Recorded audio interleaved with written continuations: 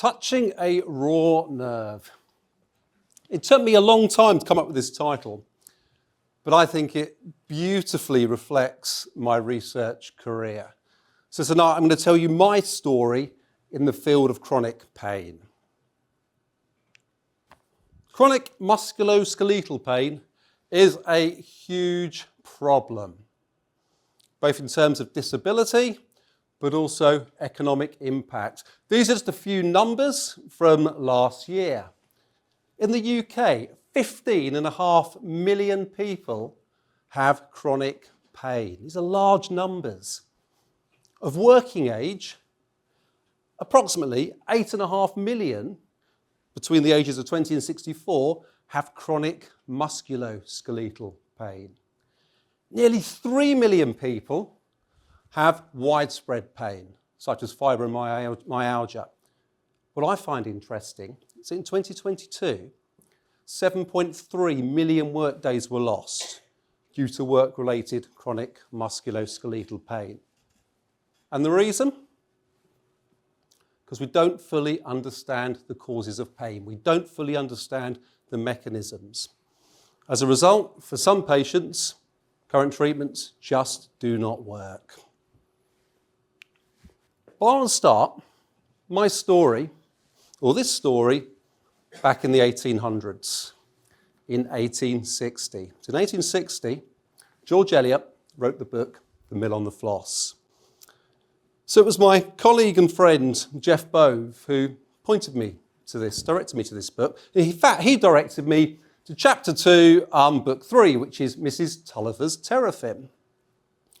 So the book is about a couple of siblings, Tom and Maggie Tulliver, growing up in the UK in the 1800s. And in this chapter, Tom arrives home to find the bailiffs present. But in fact, Jeff was most interested in this paragraph in the chapter. But the immediate presence of this disgrace was so much keener an experience to Tom than the worst form of apprehension, that he felt at this moment as if his real trouble had only just begun. It was a touch on the irritated nerve compared with its spontaneous, dull aching. So George Eliot uses that last sentence as a metaphor for Tom's personal psychological suffering when he's just returned home. But it beautifully describes the neural basis of chronic musculoskeletal pain, written in 1860. So the nervous system, as you're all very aware, is absolutely massive. So as an undergraduate in the early 1990s at University College in London, UCL, I developed an interest, not in the brain, not in the spinal cord, but instead in the peripheral nervous system. So the peripheral nervous system are all those nerves that connect the central nervous system with everything else in the body. So all of the organs and the muscles, the skin as well. And each of those peripheral nerves contains thousands of little, what we call nerve fibres, the wires. And they carry that information to the nervous system, away from the nervous system, including pain, sensory information coming from the skin, coming from the structures in the musculoskeletal system and organs, back towards the brain. So this interest in the peripheral nervous system wasn't just in the healthy peripheral nervous system. What I was really interested in was what happens when the peripheral nervous system goes wrong. I was interested in neuropathies. This is just the NHS definition of a neuropathy. Peripheral neuropathy develops when nerves in the body's extremities, such as the hands, feet and arms, are damaged. So this interest in neuropathies led to my PhD at King's College London with Ken Smith, who's here in the audience this evening.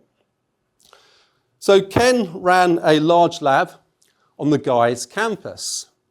And my PhD was focusing on a neuropathy called Guillain-Barré syndrome. this is an awful neuropathy where the nerve supply to the muscles fail. And this can lead to paralysis for these patients. Now, I was interested in whether there are any proteins in the blood, in the serum of these patients, that might be responsible for switching off the nerve signals to the muscles. And this is a typical experiment. What I was doing was exposing nerve fibres to serum from patients. And these experiments were very long, and they always ran overnight. The reason for that is because by the time the patients had come in and we collected the blood, we collected the serum, it was always late in the evening. So just running through what we're looking at here, it's a series of traces from front to back, recordings from the nerve. And what you're looking at are 4 peaks, here, here, here, and here. And that's the activity in the nerve that's been, in this case, exposed to some patient serum. So time front to back. 6 hours into this experiment, this really was a typical experiment. Absolutely nothing has changed whatsoever. But at that point, we can see suddenly those first 3 peaks drop down to absolutely nothing. They disappear. This is really exciting. In fact, it's not. That's just the nerve dying. So this really was a typical experiment. But some of my work during my PhD involved looking at the effects of a chemical called nitric oxide, which is nitric oxide which can be released from these proteins in the serum of patients with Guillain-Barré syndrome. So whether this played a role. And this is a quite exciting experiment. As you can clearly see on this experiment, that the peaks have got smaller. So the nitric oxide has been released from these proteins and has switched off these nerve fibres to the muscles. You wash off the protein, the nitric oxide, and suddenly everything has returned again. This was really exciting. And for patients, this may contribute to some of that paralysis. Now, on the right-hand side, picture of a book, Guillain-Barré syndrome by Richard Hughes. So Richard Hughes was head of the department of neurology whilst I was there. And this is where I learnt most of my knowledge about Guillain-Barré syndrome. And Ken lent me a textbook. Ken, I apologise, I forgot to hand it back. So if you'd like to collect it at another lecture, I'll have it. So towards the end of my PhD, I developed an interest in chronic pain, specifically the role of the peripheral nervous system, but still interest in the peripheral nervous system. And this led to my first postdoc position at University College in London. So I'm now going back to UCL. And I joined Bruce Lynn's lab, who is also in the audience somewhere, who I can't see. So this is where I met Jane. Now, Bruce was an electrophysiologist. He was just like me. We record activity from nerve fibres. Jane, on the other hand, was a physiotherapist. Both Bruce and Jane were interested in the neural basis for work-related chronic musculoskeletal pain. Now, this was the first time I'd worked with a physiotherapist, and I feel that has really shaped me as an academic.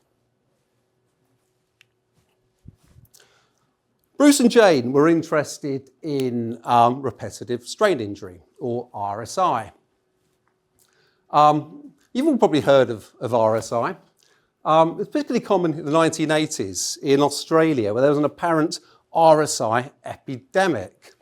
So RSI is pain that's associated with repetitive movements or sustained postures. Hence, it's extremely common in office workers, people who work in factories, so production line workers, as well as musicians. But it wasn't a new condition in the 1980s. In fact, you can go back to about the same time that Mill on the Floss was written, the 1860s. So Samuel Solly was a surgeon working at St Thomas's Hospital, and he published the works Scriveners Palsy. There are some lovely descriptions in this paper. So the paper starts, gentlemen, so all these papers at this time began gentlemen, gentlemen, there is a rare disease of the nervous system regarding which I'm desirous of having some talk with you. It's Scriveners Palsy. It's a lovely description. And this essentially looks the same as RSI, repetitive strain injury. He goes on to say, the disease, as the name implies, shows itself outwardly in a palsy of the writing powers. The muscles cease to obey the mandates of the will. It comes on very insidiously, the first indication often being only a painful feeling in the thumb or the forefinger of the writing hand. And there are some lovely quotes from patients in this particular paper. While I moved my second finger, I could feel an uneasy sensation striking up my arm, apparently in the sinews connected with that finger. Other patients go on to say it sometimes was a tingling, a burning sort of tingling, commencing in the tips of the fingers and extending up the hand. Sometimes it was a numbness in the fingers, occasionally accompanied by sharp but slight shooting pains, sometimes extended up the arm. But in fact, it wasn't new then either. And you can go right back to the 1700s. Bernardino Ramazzini was a physician working in Italy in the very early 1700s. And he was interested in different occupations in Italy and different diseases found in those occupations. And he published the work De Morbis Artificum Diatriba, I think it's pronounced like that, Diseases of Workers. And he was the first to, in fact, associate repetitive movements and prolonged postures with different occupational diseases. So he goes on to say in his paper, the maladies that afflict the clerks arise from the incessant movement of the hand and always in the same direction. But what was really interesting about the Australian apparent epidemic in the 1980s was that it was an epidemic of non-specific pain disorders. So these patients didn't have tendinitis, they didn't have injured tendons, they didn't have tennis elbow, they didn't have carpal tunnel syndrome. What they described was more of a diffuse pain, burning sensations, pins and needles, and a kind of sensitivity to touching things. What was really interesting was that when these patients are clinically examined,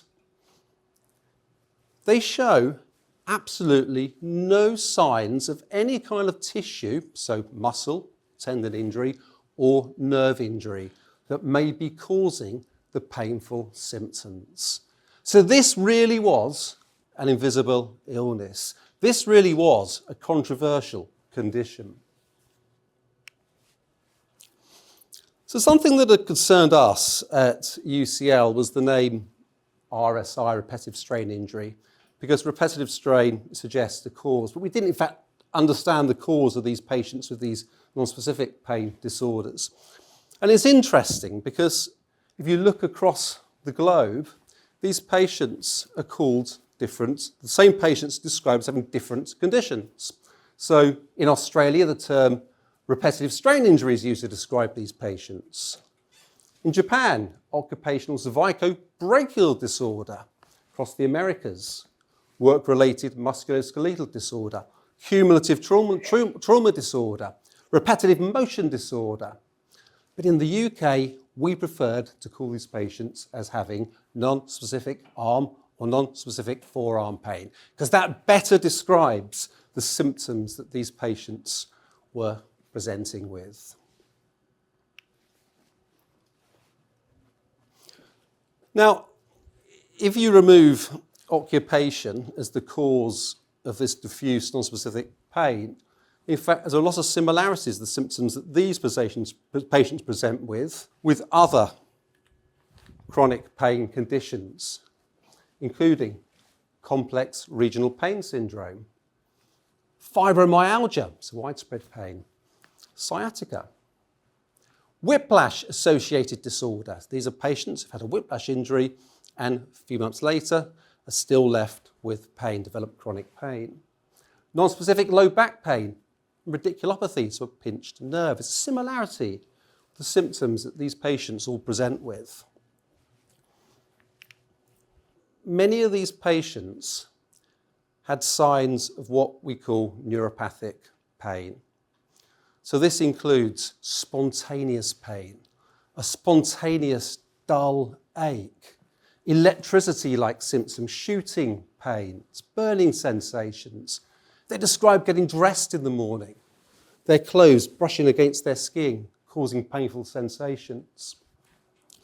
Now, in the pain field, we have an association called the International Association for the Study of Pain. Now, they define neuropathic pain as a pain caused by a lesion or disease of the somatosensory nervous system. And it goes on to say, which requires a demonstrable lesion. Where here we have patients who have the signs, the symptoms that look as though they're neuropathic, but they do not have any sign of tissue or nerve injury that may be causing those symptoms. And that's been the focus of my work. Now, an observation that Jane had made was that many of these patients have something that we've called nerve trunk sensitivity or nerve trunk mechanical sensitivity. That is, if you apply pressure over where peripheral nerves run, these patients, at certain points, it causes an exacerbation of their symptoms. Importantly, limb movements, such as reaching movements that stretch peripheral nerves, are also painful in these patients. Physiotherapists frequently perform tests on these patients that stretch different peripheral nerves. And we're seeing this on the right-hand side. That's a posture that stretches the nerve called the median nerve. So at UCL, we decided that we wanted to look at these nerve movements in patients. Since nerve movements are painful, we wanted to look at them, see if they're different compared to nerve movements in healthy individuals. So it was Bruce and Jane who introduced me to ultrasound. Ultrasound is brilliant at looking at the peripheral nervous system. Now, I doubt not many of you in the audience would have seen a peripheral nerve on ultrasound and probably haven't seen a peripheral nerve move before. So as part of this lecture, I thought it would be quite nice to do a quick demonstration. Colette, come to the front, of what a peripheral nerve looks like on ultrasound and see if we can get it moving. Right, let's have a look. Right, can everyone see that? We're looking across the forearm. You can see we're looking that way. And what you can see, if you move your fingers, Colette, there's lots of stuff moving. That's the forearm muscles. Control your fingers. What I can see right in the middle of that is, I'm going to move the transducer, that circle there, where that arrow is. That is the median nerve, and that's the nerve that supplies all of these muscles in the forearm. What I'm going to do now is rotate the ultrasound transducer.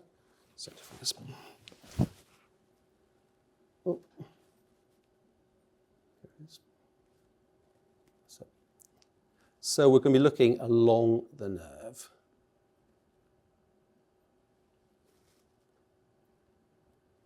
This is hard to do.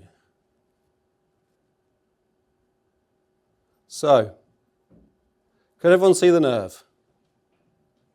It's where the arrow is. Now, Colette, you move your elbow. Mm-hmm. Let's try it again. Okay, I'll tell you this is hard.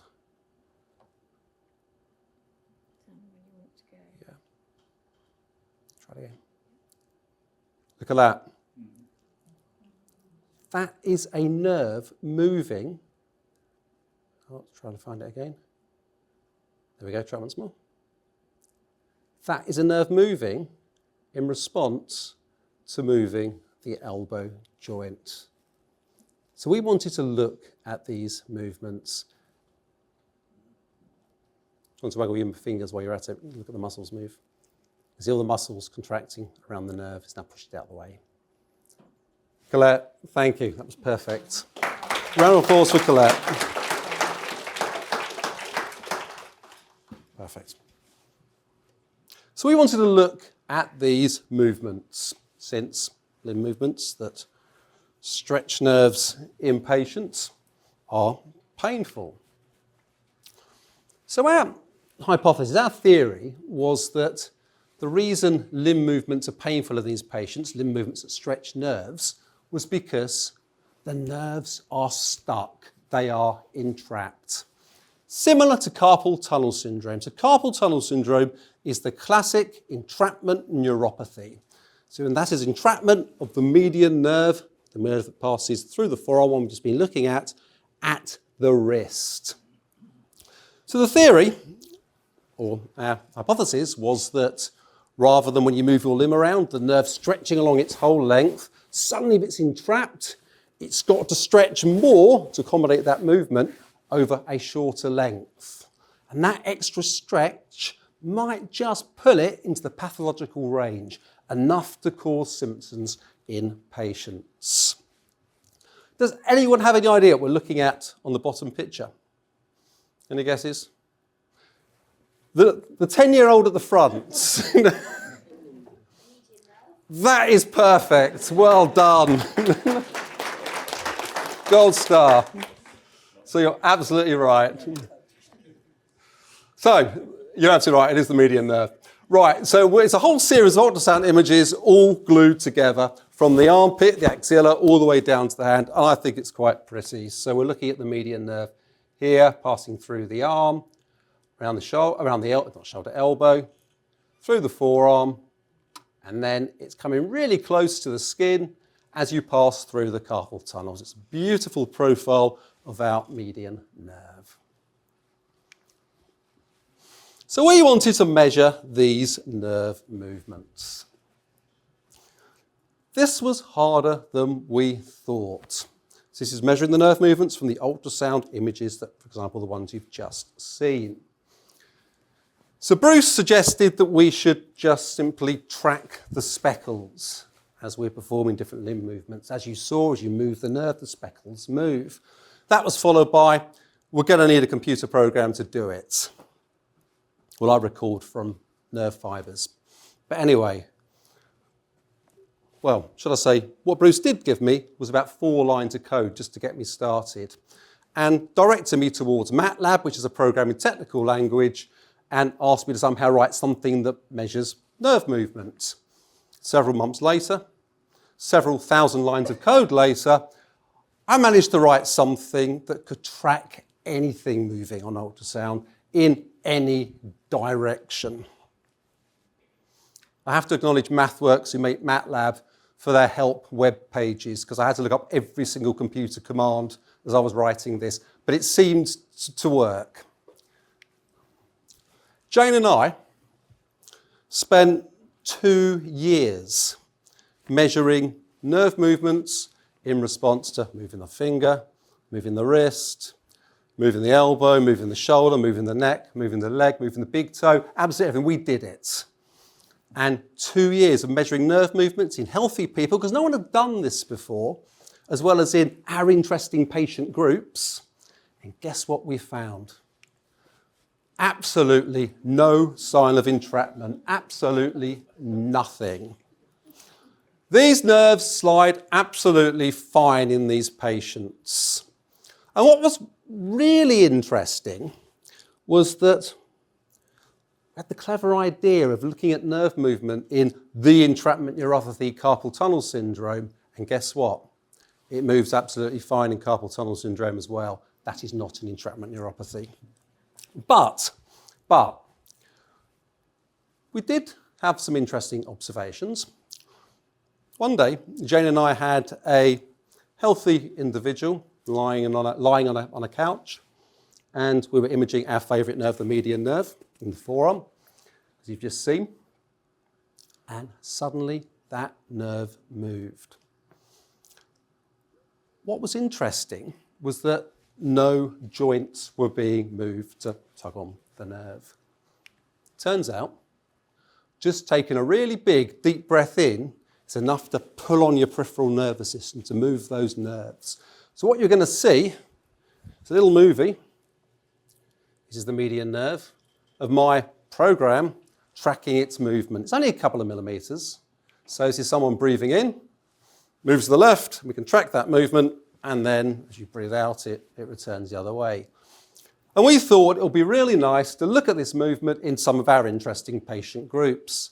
Guess what? It doesn't move in our patients. Jane and I were really excited because we thought, at last, we've identified an entrapment.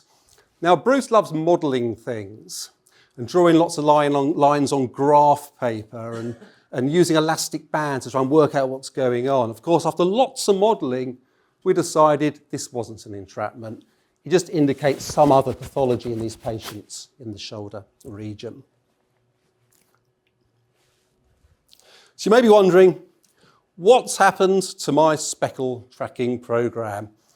It is being used across the planet. There are groups in New Zealand, Australia, Japan, South America, North America, and Europe still using my tracking program. I just hope there aren't any errors in the code, that's all. And they're publishing as well.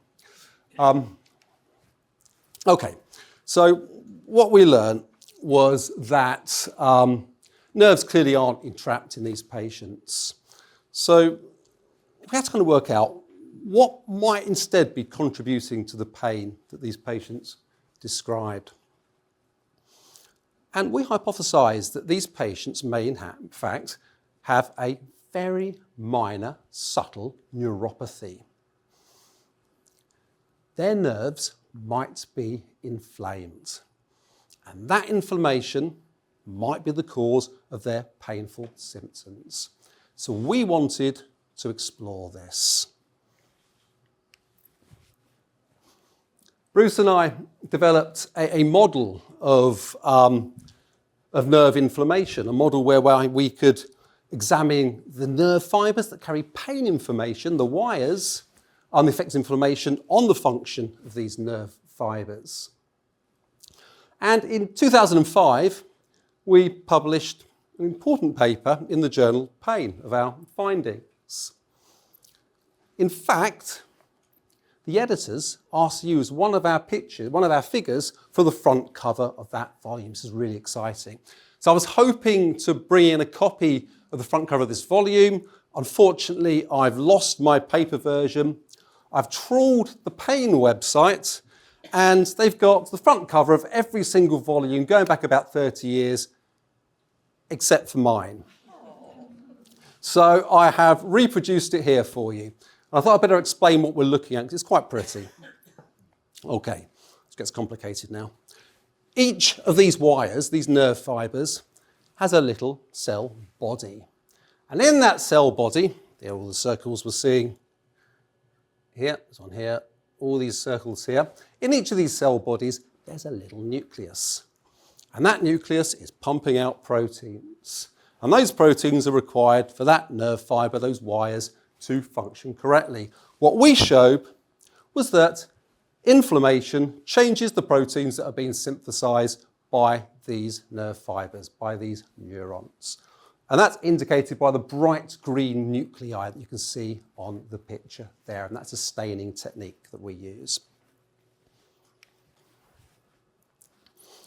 Now, the work that led up to this publication involved Bruce and I spent a couple of years running some really difficult electrophysiology experiments, recording from individual nerve fibres, so the wires, that would carry pain information. and look at the effects of inflammation on those pain nerve fibres. And we showed for the first time that pressure, suppressing, and stretch of inflamed pain nerve fibres causes them to switch on. I'm about to show you a little movie of that now, one of our experiments. So what you're going to see when it starts, look at the arrow, you're going to see some spikes. They're the impulses. They're the nerve fibres switching on when they are gently pressed, gently touched. So, pressure at the inflammation site. Pressure site again. I think that's one more. Pressure again. So these are inflamed nerve fibres. They're not injured, they're just inflamed. So, going back to 1860, Miller and Floss, it was a touch on the irritated nerve. This is exactly what we had seen. Touching an irritated nerve at the site of inflammation, inflamed nerve, causes those nerve fibres to switch on, produce impulses, increasing that pain information towards the spinal cord, towards the brain. So it's touching and little small amounts of pressure, stretch as well. Going back to our patients, pressing over their nerve trunks, their peripheral nerves, causes pain, touching nerve fibres. Limb movements that stretch nerves, causing pain, we can stretch across the inflammation sites. So this may be a potential cause of pain for some of those patients. Later on in 2005, I was contacted out of the blue by Jeff Bove. So Jeff Bove ran a group, ran a lab as a researcher at Harvard Medical School in Boston. And he asked if I'd like to come across for a couple of years and carry my work looking at the effects of inflammation on the function of these nerve fibres that carry pain. A couple of weeks later, after this phone call, he flew me across to Boston to spend the weekend with him, which was what I thought my interview. So we spent little time in Boston. In fact, the first day, he's driving me up to his house. His house is in the state of Maine. It's 100 plus miles north of Boston. Beautiful cottage, surrounded by acres of Maine woodlands on the coast. Absolutely stunning. Bear in mind, he's quite an eccentric character. Now, this is where I think my interview started, because on arrival, the first thing he does is hand me a chainsaw. And he asked me to chop down a tree. I had to explain to Jeff that I live in London. You know, we don't have chainsaws, not many of us anyway, and there aren't actually that many trees. Anyway, I took up the challenge, chopped down the tree. Several months later, my wife and I were moving to Boston to work. So I was carrying on my work looking at inflammation on these pain nerve fibres. We were more interested in the pain and nerve fibres that are coming from tissues like muscles and joints. Because what we learned is that they're more susceptible to the effects of inflammation. And when they're inflamed, similarly, they switch on when they're pressed or you stretch. So it was still a touch on the irritated nerve. Thinking back to the chainsaw, I probably should have checked my travel insurance because I'm not sure it would have been covered if there had been an accident, but I was fine.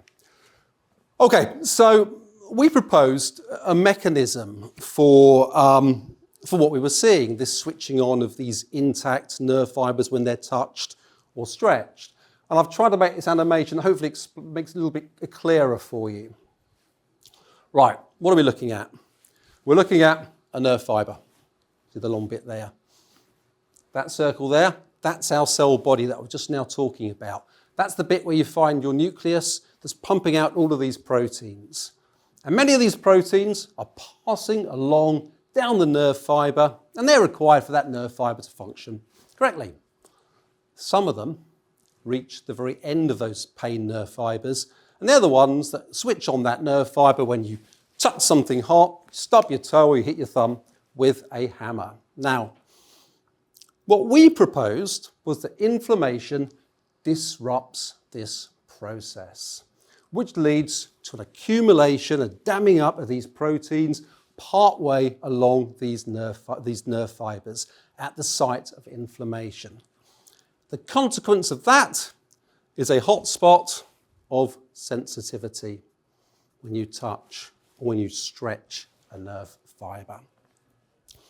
Now, we spent several months looking at this, trying to model it by applying quite toxic drugs, antimitotic agents. These are drugs that stop cells dividing. In fact, many of these are chemotherapy agents. Now, if you apply these at a low enough dose, you can stop this movement of these proteins along these nerve fibres. If the dose is too high, it simply destroys the tissues. You've got to get it right. But if you get it low enough and disrupt this process, you essentially model what you're seeing with inflammation. It causes a large number of the nerve fibres that carry pain information to start responding again to touch and stretch. So it looks like there is a damming up of these proteins. Bottom right-hand side, I thought I'd put in an image looking through a peripheral nerve that's been treated by one of these drugs. Any neurobiologists in the audience will be able to spot that that looks fairly normal. And it's just shown we haven't destroyed the nerve fibres by applying these antimitotic agents. In 2007, we moved back to the UK, and I started my position at the Brighton and Sussex Medical School. I was offered a lab in the medical research building, which is the building next door to this. In fact, what I was offered was a store cupboard, a windowless store cupboard. It was fine. It was my store cupboard.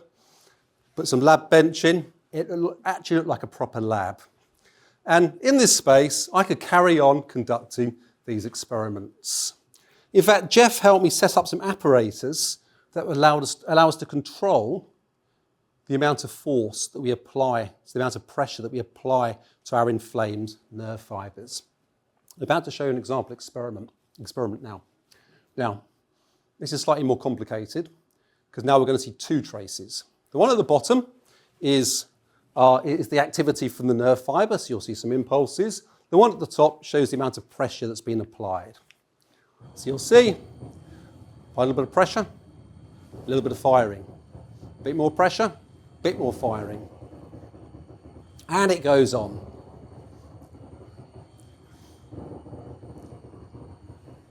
So the max amount of pressure we're applying is about 250 millinewtons, if you're interested. So this enabled us to look at the relationship between pressure, the amount of force applied, and the switching on of these pain nerve fibres. You may be wondering why we want to know this. This is so we can start applying drugs to our inflammatory site that block some different proteins. And we can try and establish which proteins are responsible for this activity that we're seeing. And this is just an example experiment here on the left-hand side. So this is at the very start of the experiment. We're applying increasing forces, which is shown down here. The more force you apply, the more spikes, impulses you see. This is after, we've applied a drug that blocks a particular protein. You can see we've got fewer spikes, less firing. So we now know that the protein that is blocked is in part responsible for the mechanism that we're seeing. And this is really important for trying to identify novel drug targets to treat these patients. Inflamed nerve fibres don't only respond to pressure and stretch. What we also learn is that many of them fire spontaneously on their own when they're inflamed. These are the ones that carry pain information. You're about to see a spontaneously firing nerve fibre. So you get this very irregular pattern of firing when they're inflamed. These are inflamed, they're not damaged, they're just a bit subtly inflamed.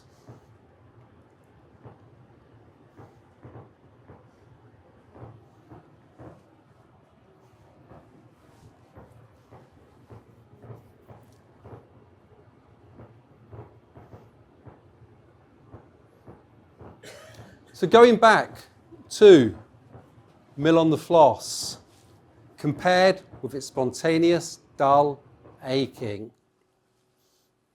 Well, here we've got nerve fibres, pain fibres, firing spontaneously on their own. We've got patients describing spontaneous pain, spontaneous dull aching. This might be the mechanism for those sensations in some patients. And again, we've run many experiments applying different drugs that block various proteins again to look at the effect of that on this firing. And in that way we can establish which proteins are responsible for this spontaneous firing. Again, it's about trying to identify novel drug targets. Now, we don't only record from the nerve fibres within peripheral nerves. We've also, over the years, looked at nerve cells within the spinal cord, spinal nerve cells.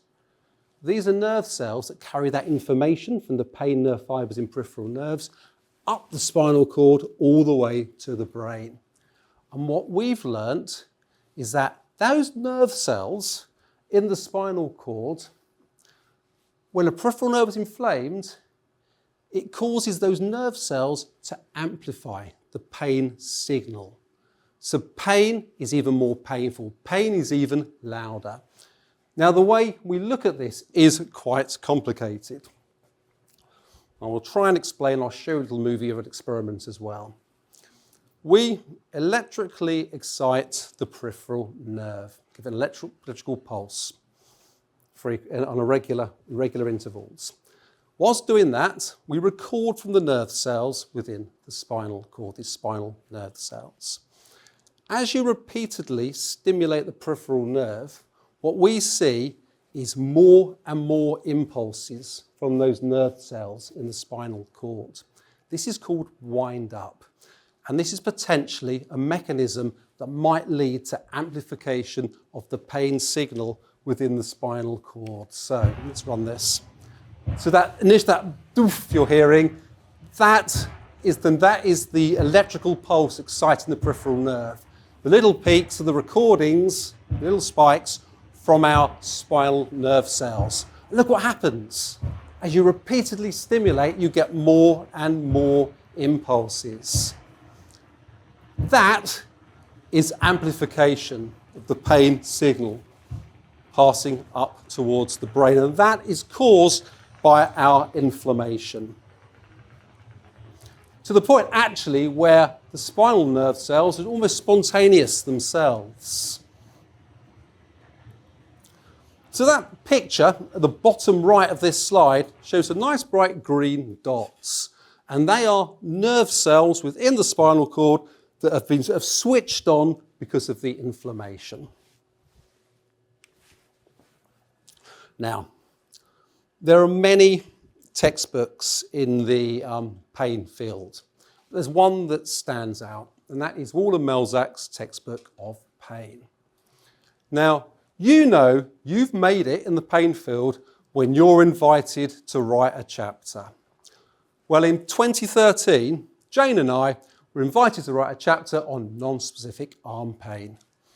People were listening to us. We were describing in our scientific papers mechanisms for pain in these complex patients who don't have obvious sign of a nerve injury. So at last we were being listened to. And we threw everything at this chapter. We produced this mechanistic diagram showing all our ideas in one figure, what might be going on in these patients. I don't expect you to follow any of it, except for those two boxes there. At last, we could include minor nerve injury, inflammation, peripheral nervous system, axonal mechanical sensitivity, that's the switching on of the pain fibres to touch and stretch, ongoing nociceptive activity, that's our pain fibres firing spontaneously. So we could at last get our ideas across to the rest of the field.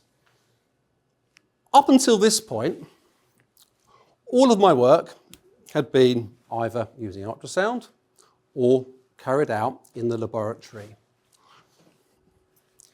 But if we were right and nerve inflammation really played a role, then could we, in fact, see an inflamed nerve in one of our patients?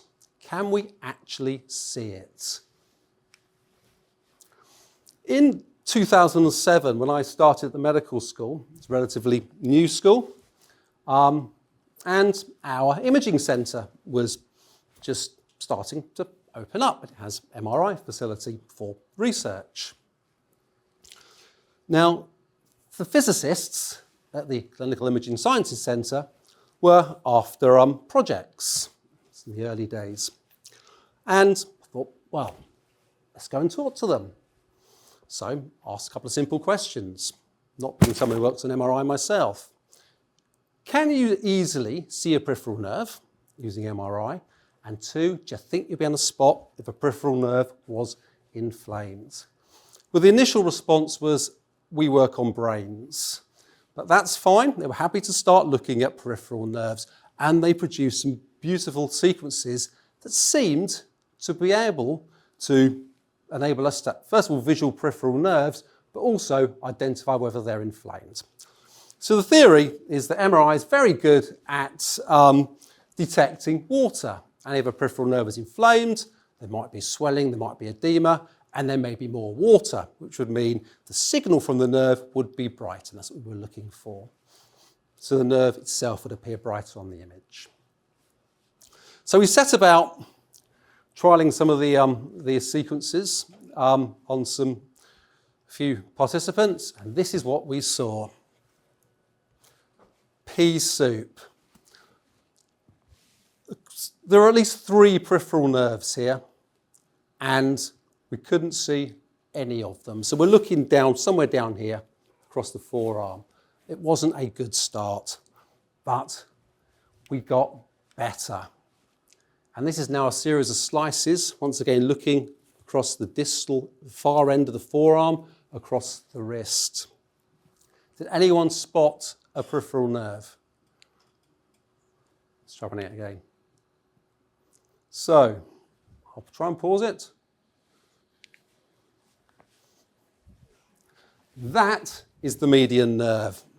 Beautifully in the middle of this image, incredibly clear, at least compared to our original scans. We also started looking in the neck as well, the peripheral nerves in the neck that supply all of the structures in the upper limb. So I'm going to run that again. I'll try to pause it when we see some nerves. So this is looking from back to front. That's the spinal cord. Oh, pause it too soon. Start again. Here we go. So spinal cord coming into view. And then there. I missed it. There's some there. These bright stripes are the peripheral nerves in the neck. So University of Brighton gave us a small pot of money to look at a few of our interesting patients and some healthy individuals to start exploring this. So we've identified nerve inflammation. And the initial findings, results were striking. So this is just 2 patients and 1 healthy individual. So these are patients with, in fact, these are patients with chronic whiplash. We also look at patients with widespread pain as well. So chronic whiplash being patients who've had a whiplash injury, then several months, years later, are still left with chronic pain. And I think you can see from that that the healthy person is the one on the right. So these are the peripheral nerves in the neck in the healthy person. And look at the patients. They are so much brighter down here as well. So it seemed to work. It looks like the nerves in at least these patients are inflamed. In fact, we can measure that inflammation. We can put a number to it as an indicator of the degree, the extent of inflammation. So brachial plexus, that's just the posh name for the nerves in the neck. And what you're interested in are the orange bars, obviously the patients, the blue bars are the healthy individuals. And this is an average for a small group of patients and healthy individuals. And this is the amount of brightness, which is equivalent to the amount of inflammation. And we can clearly see in the neck, the nerves are brighter. This is chronic whiplash again. We also looked down here as well, across the median nerve. And in 3 different places we looked, it was brighter at each place in our patients. So it certainly looks like the nerves might be inflamed. But we don't just want to know whether a peripheral nerve is inflamed in a patient. We want to know whether nerve inflammation early in the course of a musculoskeletal pain condition might determine whether that patient goes on to develop chronic pain. We want to know whether the presence of nerve inflammation you might be able to use the presence of nerve inflammation to subgroup your patients, to stratify patients, which possibly in the future might lead to personal medicines treatments for these subgroups of patients. Obviously, MRI is expensive. So we want to know whether there are other simple clinical tests, maybe those tests that physiotherapists use that stretch peripheral nerves, that might be used instead of the MRI to indicate whether a nerve is inflamed. And this is where we are now. So we're currently working with the University of Oxford, looking at patients following a whiplash injury, but in the early stages following whiplash injury. And we're imaging the peripheral nerves in these patients to see whether they're inflamed. We're then calling those patients back 6 months later and looking at who's got better and who's got chronic pain, chronic symptoms, and seeing there's a correlation between the presence of inflammation and the presence of chronic symptoms later on in the course of the illness. But we've got much better at imaging now, much better at measuring the signal from different peripheral nerve segments. And that's just some early data, and it's already looking really exciting in these patients. But these patients are also undergoing other imaging scans as well, to look for signs of degeneration, so loss of nerve fibres, also demyelination. So many of these nerve fibres, these wires, are surrounded by a fatty insulating sheath, and in some neuropathies that comes away, and that's demyelination. So we're looking for that as well. We're also testing the skin for how it senses touch, pain, heat, cold, see if there's any correlation with the presence of inflammation. So this is my story. So early in the 1990s, I developed an interest in the peripheral nervous system in neuropathies, which led to an interest in pain and the role of inflammation on pain pathways. That developed into an interest in mechanisms of chronic pain, particularly those more complicated patients who don't show obvious signs of a nerve or tissue injury. They can explain their symptoms. But ultimately, the work that I undertake is about trying to develop better treatments for these patients, to better diagnose these patients if nerve inflammation does in fact play a role. And it's also about trying to predict which patients may go on to develop chronic pain, so prognosis as well. So for the last time, going back to 1860 in Mill on the Floss, it was a touch on the irritated nerve compared with the spontaneous dull aching. I hope you'll agree that that beautifully describes, although it was written 160 years ago, the neural basis of chronic musculoskeletal pain. So we really have been touching a raw nerve.